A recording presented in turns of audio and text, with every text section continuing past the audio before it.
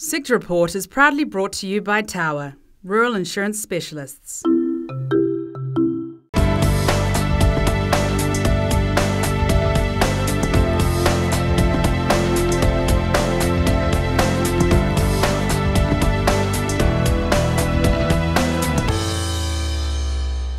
Welcome to Tower Sector Report. I'm David Beatson, and this week, biofarming and branding.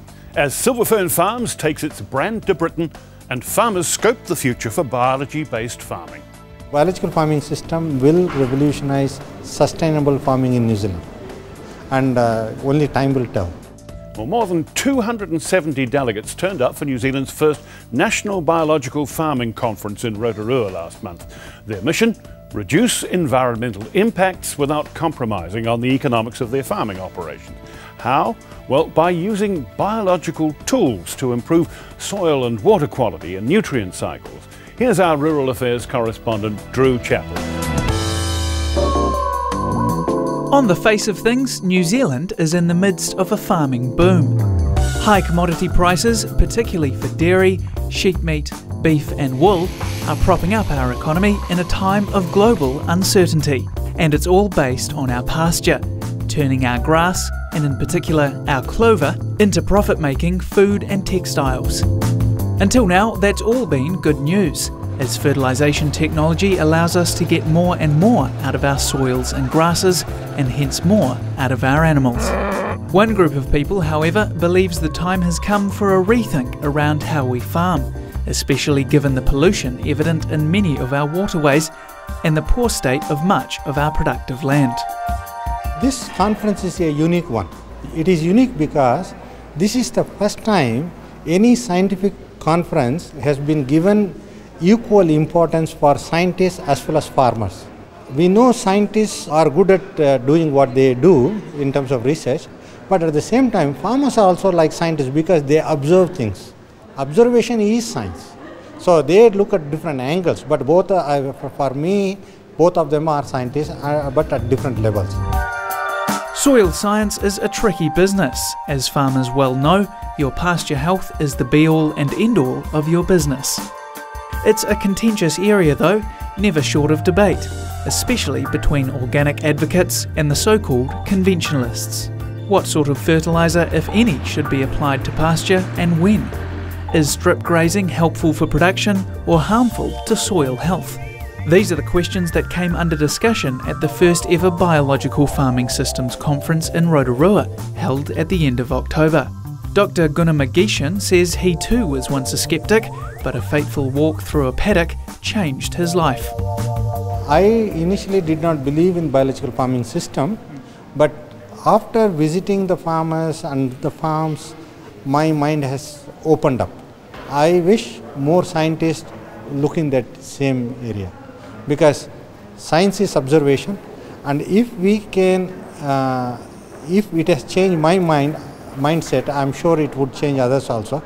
But from the results of nitrate leaching, definitely it is worth looking at. The idea behind biological farming systems is fairly simple. Reduce the impact of agriculture on the surrounding environment and encourage the natural ecology to look after itself.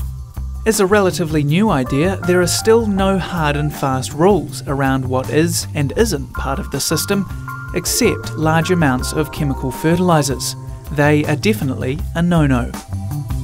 My humble feeling is they should slowly move into biological systems. I'm not recommending it. I want them to look at it as an option. And if it works for them, it works for others.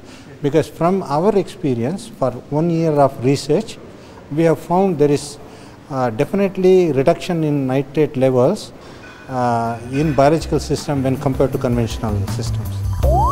While not a complete rejection of modern chemical treatments like organics, biological systems, as the name suggests, certainly puts a lot of the onus on nature to look after itself.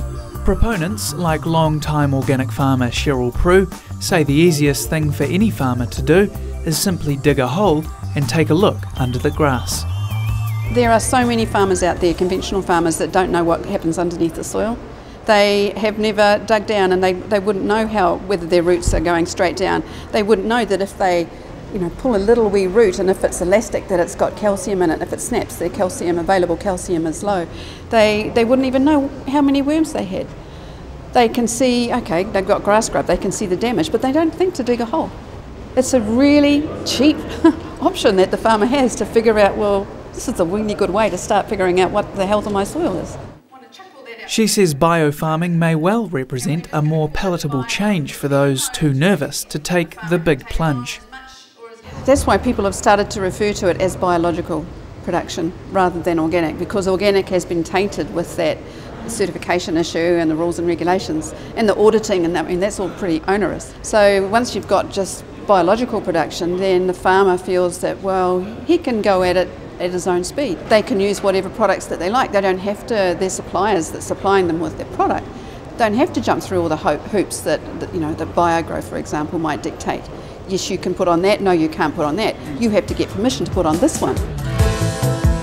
Of course, there were both dissenting and doubtful voices at the conference. Soil scientist and biofarming skeptic Doug Edmeades couldn't believe he had been invited to speak, but came along to hear what the other side had to say. I'm a scientist and I've learned to use the tools of science, and so I proceed on the basis of products and services which are based on scientific evidence-based.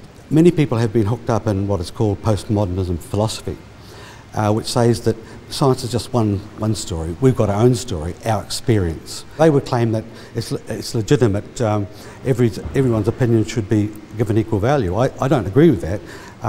Opinions should be based on whether they're based on evidence or otherwise. If you haven't got the evidence, keep your mouth shut.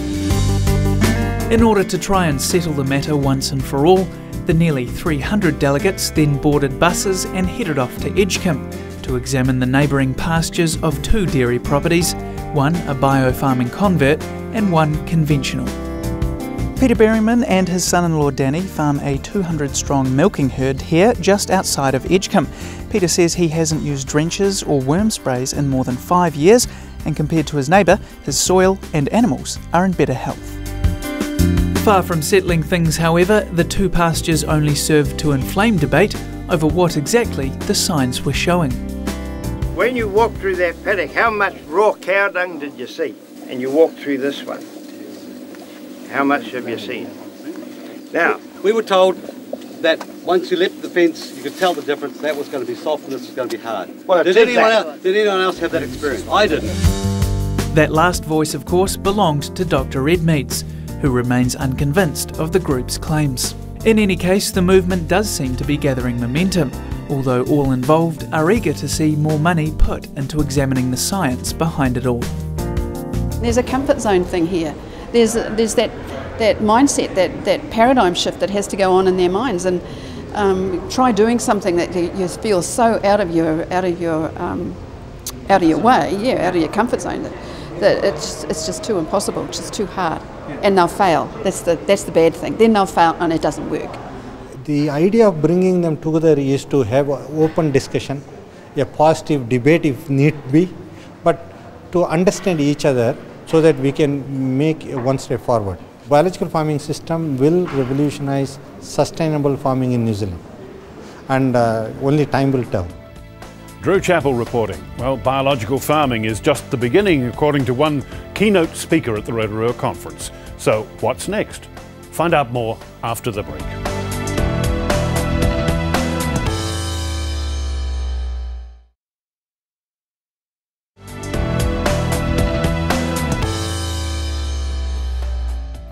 Welcome back to Tower Sector Report. Well, one of the key questions being asked at the Rotorua Conference on Biological Farming was, will biological solutions enable farmers to reduce the environmental impact of their operations without affecting the economics of their business? Or is that simply mission impossible?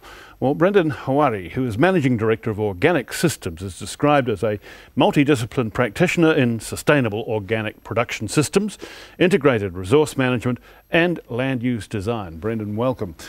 Let me just say, with all the disciplines that I've just mentioned that you've had to master, how can a typical farmer really get equipped to be a success at biological farming? Thank you. Well, sounds like a whole range of disciplines there. Well, it is. That's right, and I think it's also to do with sensitivity. So I think one of the first things that need to change is cultural attitudes to land. Yeah. And I think one of the most important ones is a very dynamic, changing global environment. That being a producer only anymore is not good enough.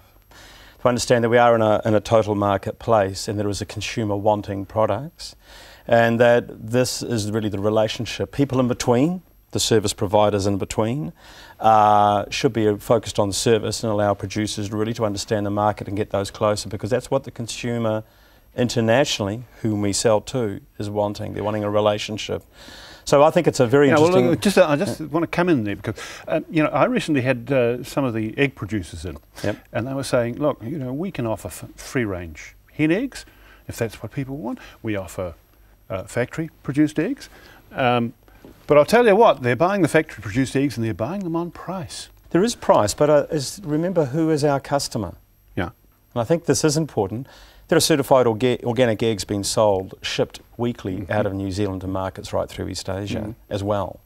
And I think that there's an increasing awareness of environment. There's one of the key things that New Zealand has is a safe food environment. I mean, the 100% pure brand, a safe, very good safe legislation. We're regulated to safety.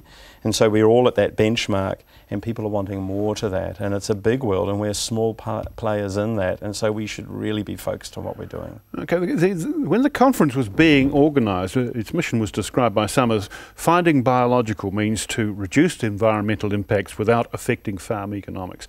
How realistic is that? I mean, can we continue to farm the way we farm on an economic basis and move towards adopting more and more biologically sensitive practices? There's no choice.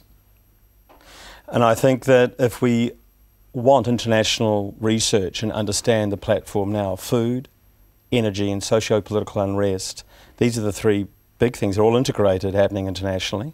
And of course, really our farming system, the industrial system we're currently locked into and moving out of, is totally about an energy system based on fossil fuels, petrochemical systems.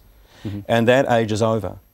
So we have to adopt. And the biological, I mean, New Zealand should be proud. We are a nation that's probably been a world leader internationally in biological systems. We've got an organisation founded as the Humic Compost Club in the 1940s.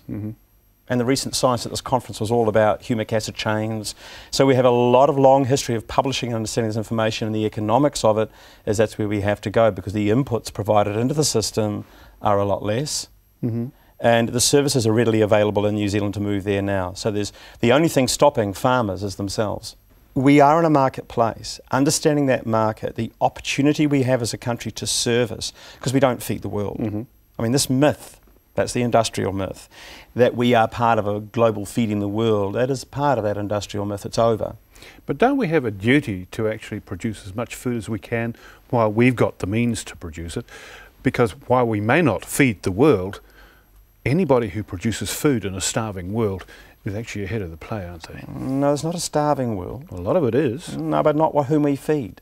We feed the elite palates of the world. We must remember that. And not be too patronising on the world that feeds itself as well. And I think this is something of which, and I've had the fortune to spend a lot of time overseas, a lot of time in Asia, and most places actually do quite well at feeding themselves. Very dense populations on pretty average soils, a lot less than we have in New Zealand. So we have to strategically place ourselves in New Zealand. And it's why businesses also, we have the emergence of Pure Advantage in New Zealand, talking about green growth. This is about a biological, ecological consciousness society that understands the interconnectedness between the market and the product on the farm. And so if you're not performing to scale, if we're not performing to expectations of market, because we should stop producing commodity. Okay. Now, you saw the conference as a first step in the right direction. Just how far off the pace are we? I do spend a lot of time in East Asia. One of the ways they describe us, and I mentioned this at the conference, as Mutoran, woodhead people. Woodhead people. That's us. That's us Kiwis. Which means, it's not a very polite term. I could imagine there are worse, but, But it means we don't know really what we've got. Others see what we have, and this is not unusual in human or nationhood, but others, we see what we have. So we're very humble. And people love that about us. Our products, I mean, the screens behind us, images behind us, are part of what sells New Zealand, but we don't realise the opportunity.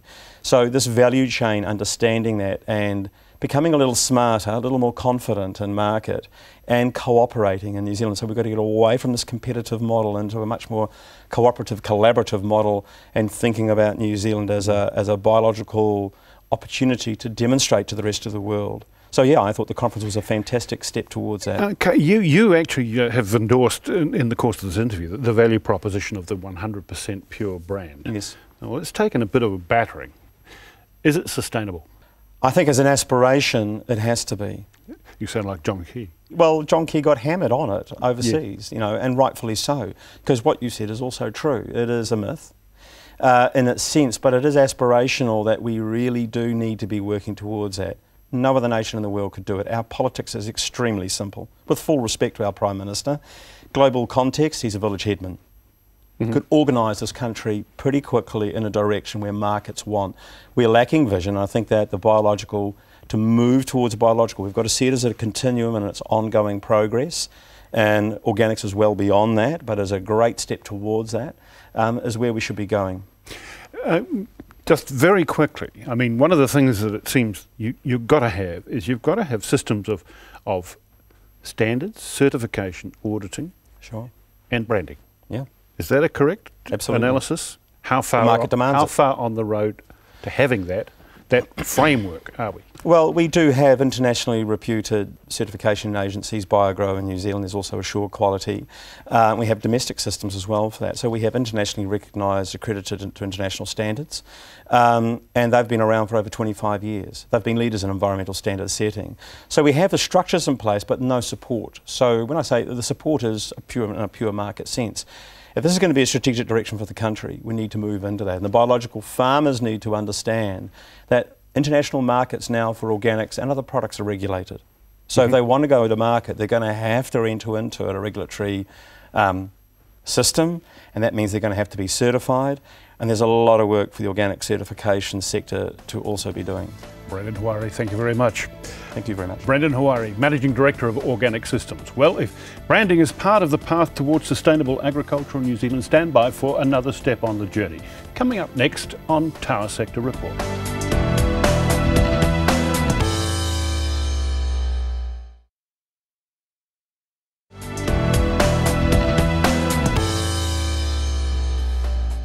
Welcome back to Tower Sector Report. Right now, the shipment of New Zealand lamb to the UK and Europe for the Christmas market is in full swing. The trade started 130 years ago next February, but this year, for the first time, our lamb is on sale under the Silver Fern Farm brand in 350 Tesco supermarkets throughout Britain. Grant Howie of Silver Fern describes it as an exciting milestone for the company and the country. Grant, thanks for joining us. Tell me, how did this decision to go branding in Britain actually evolve? Well, I guess it's just the extension of what we've been doing here in the New Zealand market. Almost 2 years ago now, we launched a range of branded lamb and venison products into the local supermarkets here in New Zealand. And because of the success of that and a lot of the learnings from that, we always had the ambition to take it global. And the first market and first partners that we identified with was Tesco in the UK. Why was that? Yeah, I mean, I know you've had a relationship with them for yes. some considerable time, but why Tesco's? Because I'd have thought, yeah, they like their own brands. They do. You know? They do. In fact, this is the first time they've put branded meat other than their own brand yes. on their supermarket shelves. So it's a very big move for us, but equally it's a very big move for Tesco themselves. And I don't want you to put words in their mouth, but I want to know why they actually did make that change. But because for them, that would be a very big change. It is. And they saw what we did here in New Zealand. They very often visit New Zealand, obviously to do business with us, but and go around some farms, etc. But they also get into the local New Zealand supermarkets, and over their last few visits, they've seen how successful our products have been in the countdowns and New Worlds, etc. here in New Zealand. And from that, we developed a plan to take them into the Tesco supermarkets. Okay, so when do you actually do your launch? We're in there now. You're in there now? So we're now You're launched? Just entering week 3. Is there real value for you in going branded rather than selling under the Tesco brand? Yeah, one of the big advantages it gives us a direct relationship with consumers. When we supply for someone else's brand, sure, we get that customer relationship, but it's a very different thing to have a consumer relationship. And having our own brand, that's what we get.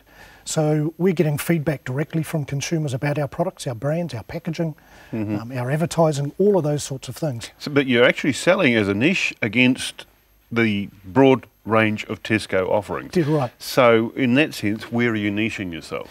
We're unashamedly at the very top end of the market.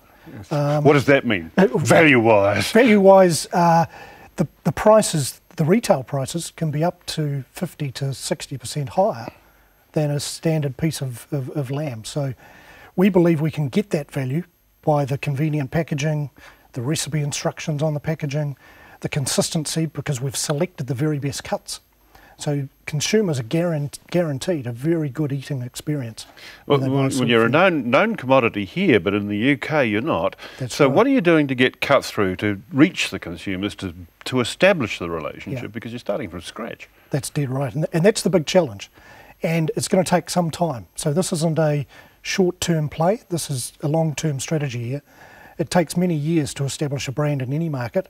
And some of the innovative marketing programs that we're putting in place, we believe will, over time, establish that. So, yeah, I'll be very interested to see how the burly Kiwi farmer that you have on the screens here, yes, filching the meat off the plates of London, works in London. That's right. How's that going to go down? And we've got a few cutting ideas coming up for the UK market. We won't be using the exact same New Zealand advertising because the UK consumer's a bit different. Are you going to use Kiwi humour though? I think we will.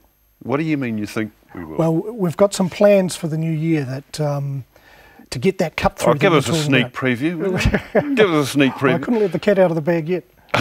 Not a cat. No, not at all. Okay, but I mean, you've used that Kiwi humour here. Does it work in Britain? Do you know that? Yeah, I think it does. I think the Kiwi perception in the UK is very much quite a down-to-earth, humorous sort of perception that we've got already. So we're probably going to play on some of those attributes. Yeah. Do you see it getting to the level where you could go to top-end restaurants and actually start doing that kind of thing? I mean, that's what I'm interested in, because you're talking about building a relationship with consumers, and that's in a way where it's done. You actually show them what they can do. Dead right. And as I was saying before, the opportunities in Europe, North America, parts of Asia, they're just huge for these types of products. And if we can get runs on the board here in New Zealand, in the UK, and tweak the model, because it is a test market, we are learning as we go, and we're taking those learnings on board as we move into more markets. So now the other thing that's changing, of course, is the media scene. Yes. It's not all conventional radio, TV, print anymore. Right. There's a whole lot of social marketing going on. Are you going to be employing those new marketing channels? Yeah, very much so. So how do you see that running? Again, I'm interested in how the Kiwi approach in the UK sees that whole new area of marketing tools working. Yeah, it's pretty exciting times actually, and the technology's moving fast. But our initial launch into the UK is very much focused on using the internet, using social media pages, etc., to get consumers in behind our products. Twittering. There's all of that sort of thing going on. We're focusing it very much on recipes and giving consumers ideas and inspiration on how to use our products, how to cook them. And are they giving you feedback, and are you incorporating that into your marketing mix and your product specifications? Well, we are actually, and that's the beauty of the new age of marketing. It's instant feedback, and we're able to pick that up on a daily basis and use those insights, that feedback, back into our products, or the way we're marketing it, or the way we've set up our website, things like that. So, any clear consumer taste trends emerging yet? Well, it's interesting. The UK consumers are very much buying the very expensive cuts. For example, our lamb loin fillet and our French rack, which are at the high end of our range, they're turning out to be the most popular at this stage. So, good indication that they are prepared to pay. Can we produce enough to satisfy the bar? Very good question, because as we're growing this this type of range, it's actually growing new demand for New Zealand lamb venison. And a big part of this will be getting our suppliers, our farmers, in behind these programs to be able to keep that continuous supply going, because it is a 52 weeks per year that we need to have these products on shelves. And consumers are interested in it from the grass to the plate. They are, or as we say, the plate to the pasture. Yep. It's really getting that integrated. Grant Howie, thank you very much. Thanks very much. Grant Howie, Integrated Category Manager at Silverfern Farms. And that's all for now. But you can catch our show again anytime at www.country99tv.co.nz. Thanks for your company. I'm David Beatson for Tower Sector Report. Till next time, goodbye.